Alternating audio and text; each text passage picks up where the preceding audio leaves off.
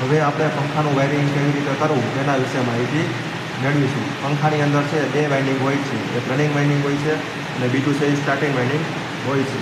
તો અહીં એના છેડા આપેલા છે, અહીંયા 3 ટર્મિનલ આપેલા છે, એક રનિંગ માટે, એક સ્ટાર્ટિંગ માટે અને એક કોમન.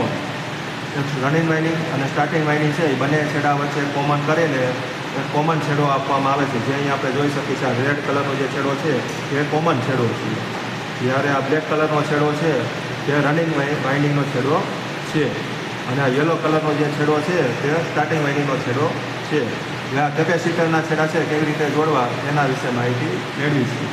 તો કેપેસિટરનો એક છેડો છે તે રનિંગ વાઇન્ડિંગમાં દેવામાં આવે છે અને બીજો કેપેસિટરનો એક છેડો છે તે સ્ટાર્ટિંગ વાઇન્ડિંગમાં દેવામાં આવે છે અને બંને વાઇન્ડિંગની પેરેલલમાં જોડવામાં આવે છે. તો આ રીતે પંખાનું કનેક્શન કરવામાં આવે છે અને આ બાજુ આપણે જોઈ શકીએ છીએ 2 ટર્મિનલ આપેલા છે. તો અહીંયા આ બાજુ છે તે સપ્લાય આપવામાં આવે છે. હવે આપણે પંખાને કેવી રીતે ફેરવશું એના વિશે માહિતી મેળવીશું.